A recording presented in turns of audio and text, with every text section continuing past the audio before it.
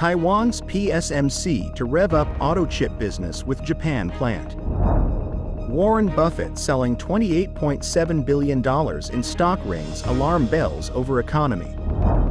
Netanyahu claims victory, they have surrendered. Xi vows greater focus on Vietnam as China aims to check U.S. U.S. House expects Wednesday vote on Biden impeachment inquiry. India's economy follows China to reach rapid takeoff. EU passes historic law that will impact the entire world. Indonesian coral reefs to get UN-backed weather insurance.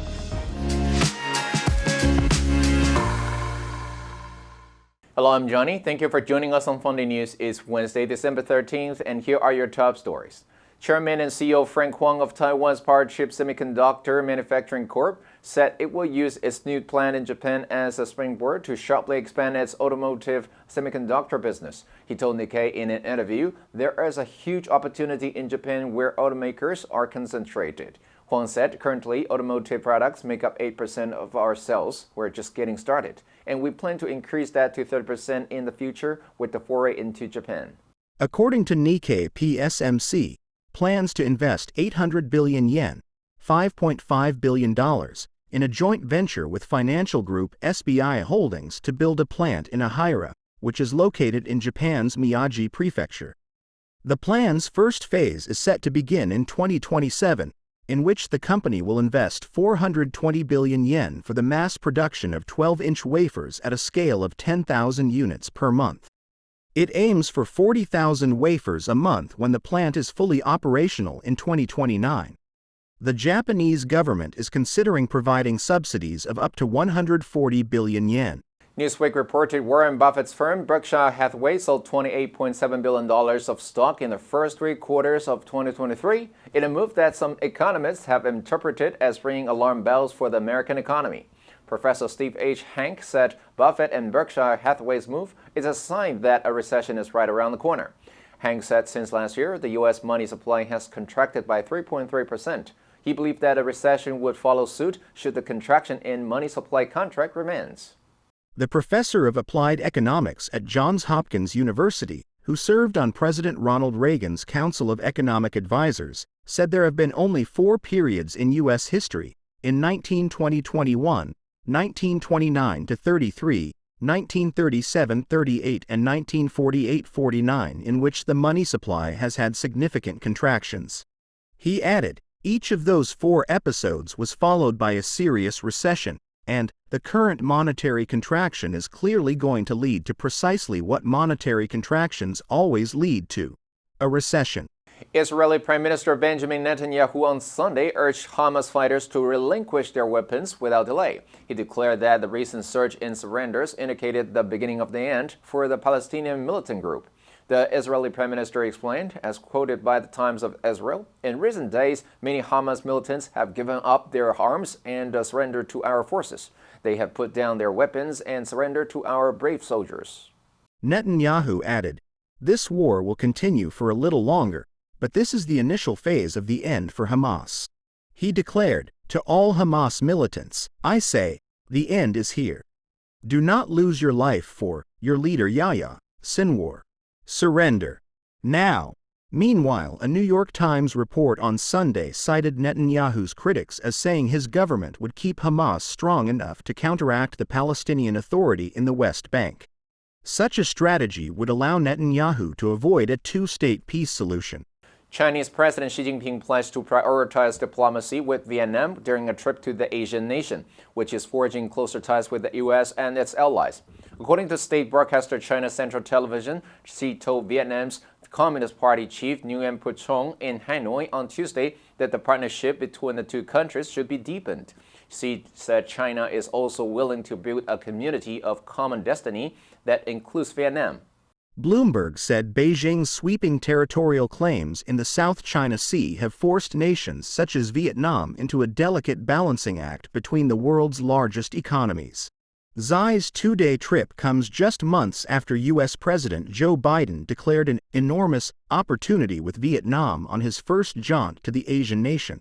During Biden's September trip, the 2 nations formally upgraded ties, shifting the relationship to a comprehensive strategic partnership, the highest level and the one it uses for China and India.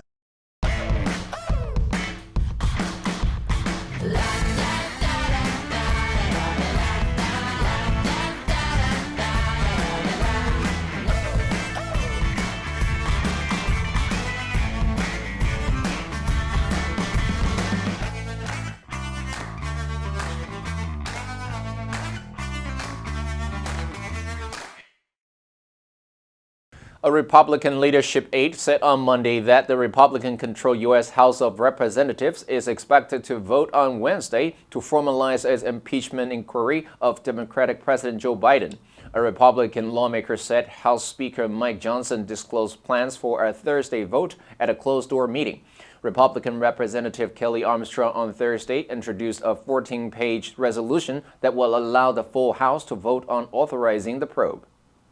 House Republicans accuse the Democratic president and his family of improperly profiting from policy decisions Biden participated in as vice president during President Barack Obama's 2009 to 2017 administration. However, House Republicans have so far failed to produce evidence tying Biden's actions as vice president to his son's businesses, and it is unlikely that the Senate, where Biden's Democratic Party holds a slim majority, would vote to convict the president if the House did pass articles of impeachment. Reuters reported that India has been the world's fastest-growing major economy in the last 2 years and is forecast to retain the top spot in 2024 as the urbanization and industrialization accelerates. According to the International Monetary Fund, India's real gross domestic product is forecast to increase more than 6% in both 2023 and 2024. Compound annual growth will be slightly faster than China, twice as fast as the world economy as a whole.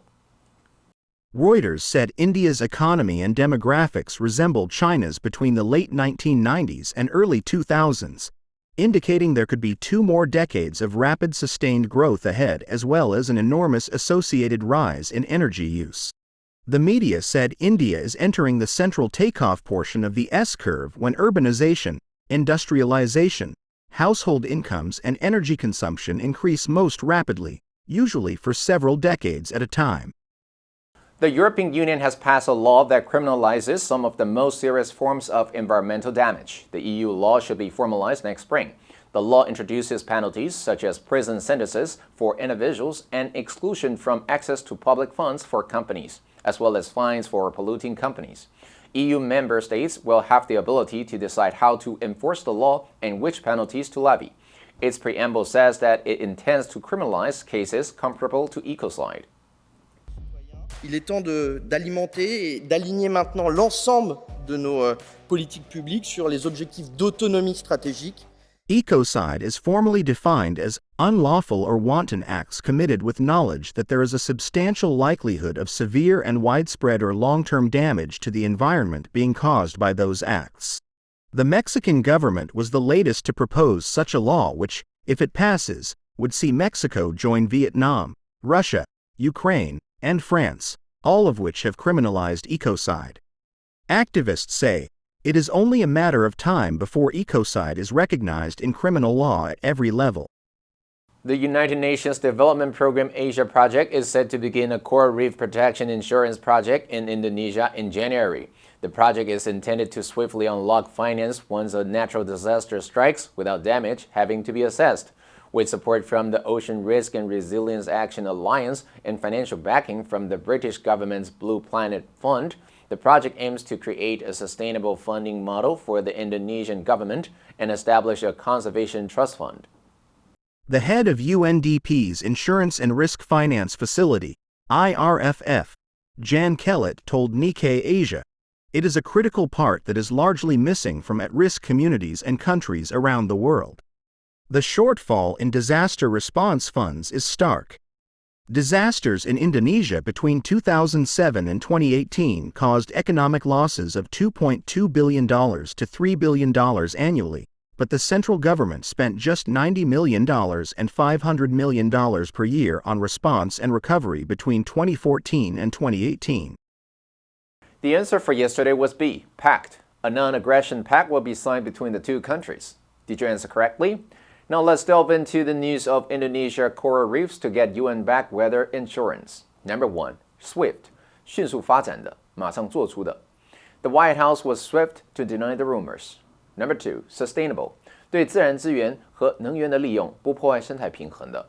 Try to buy wood that you know has come from a sustainable source. Number 3. Resilience. 快速恢复的能力，适应力。形容词 resilient. 可快速恢复的，有适应力的。You will get over it. Young people are amazingly resilient. Next, we have a multiple choice question for everyone to practice. Which answer would you choose? You can write your answer in the comments section. The correct answer will be announced tomorrow. And that's all for today's Funday News. Be sure to tune in to Funday News from Monday to Friday and click the link below to join Funday for free. I'm Johnny Wu, your host. I'll see you next time.